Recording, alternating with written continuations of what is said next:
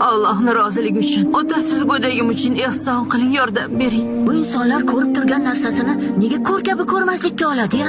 Allohning roziligi uchun. Insonlarning bir qismini qorni to'q, bir qismi esa ochlik bilan imtihon qilinyapti.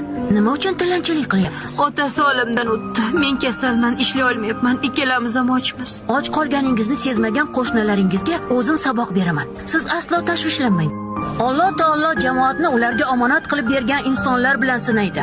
Ammo bu shaharning insonlari omonatga xiyonat qilishadi. Insonlar och, sizlar esa bu yerda sho'rva, palov, ayron bilan maza qilib ovqatlanyapsiz.